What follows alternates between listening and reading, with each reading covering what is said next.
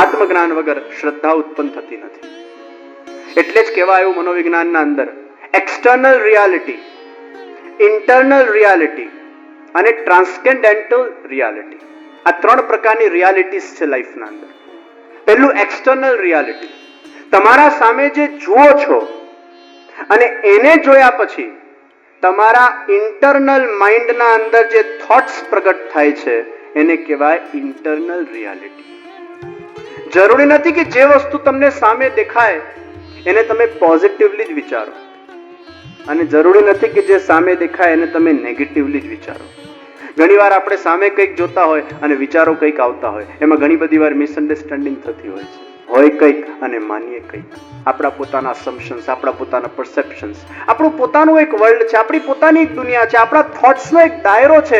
એ દાયરાથી એ thoughts આગળ જઈ શકતા જ નથી. તો એક્સટર્નલ રિયાલિટી, ઇન્ટરનલ રિયાલિટી. એકવાર ગુજરાતી ભાઈ અને ચાઇનીઝ ભાઈનું મિલન થયું. એટલે ગુજરાતીઓ પાછા પોતાની જાતને બહુ સ્માર્ટ માને, આમ પણ હોય જ છે અને માને એમાં કે ખોટું નથી. તો ગુજરાતી ભાઈ ને ચાઇનીઝ ભાઈનું મિલન થયું. કોઈ બહુ મોટો અવોર્ડ ફંક્શન હતો અને ગુજરાતી ભાઈ પણ આમ સરસ ટાઈ સૂટ વૂટ પહેરીને, ચાઇનીઝ ભાઈ બાજુમાં બેઠેલા, ડાઇનિંગ ટેબલો બધા ગોઠવેલા. એટલે ગુજરાતી ભાઈ ને ચાઇનીઝ ભાઈ બાજુ બેઠા. આપણા ગુજરાતી વિચાર કરે આને શું અંગ્રેજી આવડે, આ ચાઇનીઝ ને શું ઇંગ્લિશ આવડે, આ બધા ચૂચા ચૂચા ચૂચા ચૂચા કરતા હોય, લાવ થોડુંક એના સામે હું ઝાડું. ઘણી વાર શું થાય છે કે થોડીક ઘણી આવડતી હોય તો ઝાડવાની મજા આવે, લાવ ઝાડું. એટલે ચાઇનીઝ પેલો જમતો હતો તે ગુજરાતી પાછું એની મશ્કરી કરતા એને પૂછવા લાગ્યો, યુ લાઈક રાઈસી, રાઈસી, યુ લાઈક રાઈસી. એટલે પેલા અવાજ ના કર્યો, માથું નમાવ્યું. પછી પાછું પેલું જમવા બીજી થઈ, you like spicy, spicy, you like my voicy, વોઇસી.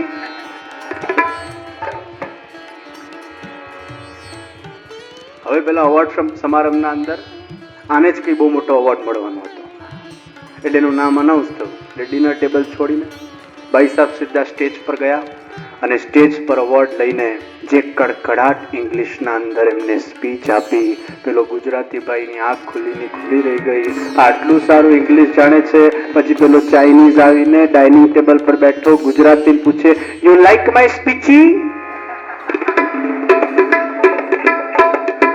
પછી એને મહાત્મ જ્ઞાન થયું કે આને જેવો તેવો સમજતો તો આ તો બહુ મહાન વિભૂતિ છે.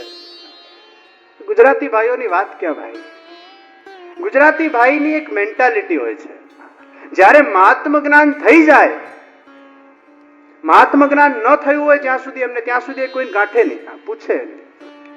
મહાત્મ જ્ઞાન ન થયું હોય ત્યાં સુધી ગાંઠે નહીં, પણ મહાત્મ જ્ઞાન થઈ જાય પછી પેલો એને ગાંઠે નહીં, એને ચાલે નહીં.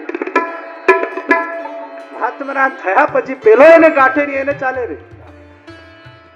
ગુજરાતી ભાઈ જતા પેટમાં અને બાજુમાં એક શ્યામબેન બેઠેલા. આખી ફ્લાઇટમાં એના સામે જોયું નથી ભાઈ સાહેબ, આખી ફ્લાઇટમાં. પછી જ્યારે ફ્લાઇટ લેન્ડ થઈ તો રિસીવિંગના અંદર હજારોની તાદાદમાં લોકો ઓટોગ્રાફ લેવા માટે. ગુજરાતી ભાઈ એકદમ હેપતાઈ ગયો કે આટલી બધી આને જોવા માટે ભીડ આવી છે, આમાં તેવું શું કરામત છે, આમાં તેવો કયો ગુણ છે.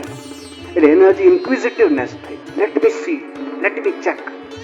એટલે પછી પેલા બધા લોકો કહેવા લાગ્યા, તમને શું ખબર, આફ્રિકાની સૌથી નંબર 1 હિરોઈન છે, અને જોવા માટે અહીંયાના લોકો તરસી જતા હોય છે. ગુજરાતી ભાઈને તો મારા બાજુમાં બેઠેલી તો મેં એનો ઓટોગ્રાફ લીધું નહીં. પછી ગુજરાતી ભાઈ થી રેવાય, દોડતો ગયો, ભીડના અંદર ધક્કા મૂકે કરી, યાદ છે તમારા બાજુ બેઠેલો, યાદ છે તમારા. મહાત્મ જ્ઞાન થયા પછી પેલા એને ગાંઠે નહીં, આને ના ચાલે. પણ જ્યાં સુધી ઇમ્પોર્ટન્સ ખબર નથી પડતી કોઈ વસ્તુનું, ત્યાં સુધી આપણે શ્રદ્ધાને વિકસિત કરી શકતા નથી. તો એક છે આપણને જે એક્સટર્નલ રિયાલિટી દેખાય છે, એ ખાલી જોયું આપણે, અને એના માધ્યમથી આપણા અંદર ઇન્ટરનલી બધા થોટ્સ પ્રોડ્યુસ થવા લાગ્યા, અને એ થોટ્સ એ આપણી ઇન્ટરનલ રિયાલિટી છે. પણ એવું નહીં માનતા કે that is the ultimate truth which you have known.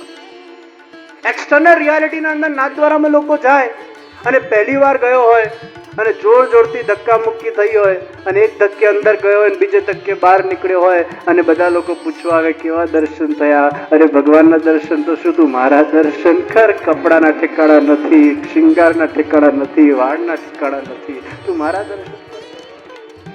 External રિયાલિટીના અંદર કદાચ એવું દેખાતું હોય, ઇન્ટરનલ રિયાલિટીના અંદર કદાચ આપણને ખોટું ટ્રુથ ખબર પડતી હોય, પણ ટ્રાન્સકેન્ડેન્ટલ રિયાલિટી જ્યારે આપણને ખબર પડે છે, મહાત્મ જ્ઞાન થાય છે, ત્યારે આપણને ખ્યાલ આવે છે કે it was just my perception. આ કેવલ મારું એક ધારણા હતી, અસમ્પશન હતી. ધક્કામુક્કી ખૂબ થતી હોય, નાથ દ્વારા દર્શન કરવા લોકો જાય, અને પછી ઘણી વાર શું છે, એવી એક ઢબ પડી જતી હોય. પછી દર્શન કરવા ગયા હોય, અને કોઈક વાર જરાય ભીડ ના હોય તો ઘરે આવીને પૂછે પેલા કેવા થયા દર્શન. આજે ભીડ જ નથી. ભીડ હોય તો તને તકલીફ, ભીડ ના હોય તો તને તકલીફ. તારી તકલીફ શું છે? ભીડ ના હોય તો તકલીફ. આજે ભીડ જ નથી. બહુ સરસ. પણ દર્શન થયા કે નહીં એ ના બોલે, ભીડ જ નથી. એટલે હજી પાછો આજુબાજુ ધ્યાન દેતો, કોઈ આવી ના જાય, કોઈ ધક્કો ના વાગી જાય. દર્શન કરતી વખતે ભગવાનનો ભાવ જો હૃદયમાં હશે તો દર્શન કરવાની બહુ મજા આવશે. પણ આપણે આપણા ઇન્ટરનલ થોટ્સને ઘણીવાર સ્થિર કરી શકતા નથી.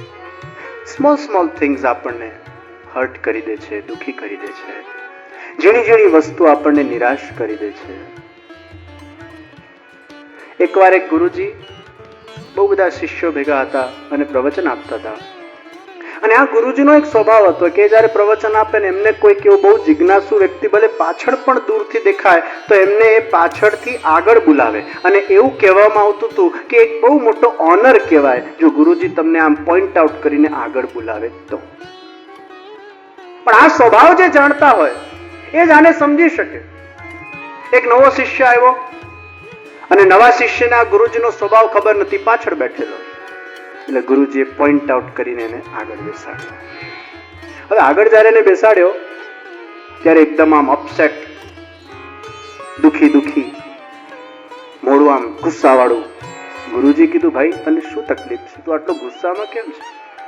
ત્યારે પેલો કહેવા લાગ્યો, આઈ એમ વેરી અપસેટ. હું પાછળ બેઠેલો અને તમે મને આગળ બોલાવ્યા. You insulted me Guruji, you insulted me. ત્યારે ગુરુજી હસવા લાગ્યા. અરે મારી તો સારી ભાવના હતી કે તને પાછળથી હું આગળ લાવું. મારા મનમાં એવું કોઈ તને ઇન્સલ્ટ કરવાનો ભાવ નહોતો. શું મેં તને કઈ સ્કોલ્ડ કર્યું? મેં તને કંઈક અપશબ્દો કીધા? પાછળથી તને મેં આગળ બોલાવ્યો, એ તો બહુ સારી વાત છે. પછી બાજુમાં શિષ્ય બોલ્યો, એ ચૂપ થા, આ તારા માટે બહુ મોટું ઓનર કહેવાય. ગુરુજી બધાને પાછળથી આગળ નથી બોલાવતા, અને તને પાછળથી આગળ બોલાવ્યું હોય, it is a great honour for you. એક વ્યક્તિ એને ઓનરના રૂપમાં લે છે, એક વ્યક્તિ એને ઇન્સલ્ટના રૂપમાં લે છે. એક્સટર્નલ જે વસ્તુ છે that remains the same, પણ ઇન્ટરનલી તમે એને ડિફરન્ટ થોટ્સથી લેતા હો છો, અને ઇન્ટરનલ રિયાલિટી જ એ આપણા જીવનના અંદર સુખ અને દુઃખનું કારણ બને છે. પરંતુ એના ઉપર ઉઠીને જ્યારે મહાત્મ જ્ઞાન થાય છે, જ્યારે આપણને સાચું જ્ઞાન થાય છે, ત્યારે આપણે આકાશ બની જતા હોઈએ છીએ. અને જેમ આકાશના અંદર વાદળાઓ આવે અને જાય, એમ આપણા આકાશમાં પણ અમુક નેગેટિવ વાદળા આવતા હોય છે, અમુક પોઝિટિવ વાદળા આવતા હોય છે. એ વાદળાઓના આપણે દર્શન કરતા હોઈએ છીએ. મહાત્મ જ્ઞાનથી આપણા અંદર એ દૃષ્ટાભાવ આવી જતો હોય છે. આપણા સામે થોટ્સ આવતા જતા રહે.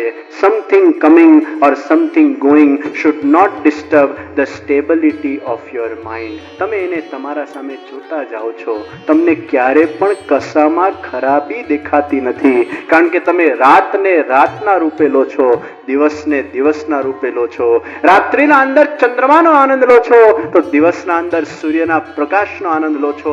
એ ભરેલા વાદળા હોય કે સફેદ વાદળા હોય એ તમને ક્યારે પણ અસર કરતા નથી, કારણ કે તમારા અંદર મહાત્મ જ્ઞાન થઈ ગયું છે. શ્રીનાથજીના દર્શન મહાત્મ જ્ઞાનથી કરશો તો ભીડ તરફ નજર નહીં જાય, વાદળા તરફ નજર નહીં જાય, કદાચ ગંદકી તરફ નજર નહીં જાય, ધક્કા મુક્કી તરફ નજર નહીં જાય, કારણ કે તમારી નજર એ કેવલ શ્રીનાથજી પર સ્થિર છે. પછી ધક્કો વાગશે ને એમાંય કંઈક ને કંઈક આનંદ મળશે, ક્યાંક ને ક્યાંક કષ્ટ પડશે, એમાંય કંઈક ને કંઈક આનંદ મળશે, કારણ કે તમે એનાથી ઉપર ઉઠ્યા. વિવેક જ્યારે જાગૃત થાય છે જ્ઞાનના માધ્યમથી, જેમ દૂધ અને પાણી ભેગા હોય અને હંસના અંદર એ શક્તિ છે કે બંનેને છૂટા પાડી શકીએ, એમ વિવેક બુદ્ધિ જ્યારે જાગૃત થાય છે વ્યક્તિના અંદર, ત્યારે સારા ને ખરાબીની એને જાણ થાય છે અને એમાંથી એ ઉપર ઉઠી જતો હોય છે. उसको आनंद की अनुभूति होती. महात्म ज्ञान पूर्वक भगवान के दर्शन होने चाहिए, श्रद्धा पूर्वक भगवान के दर्शन होने चाहिए. આ બધી જગ્યાએ આપણું મગજ જાય, ધ્યાન જાય, એ આપણને વિક્ષેપિત કરતું હોય છે.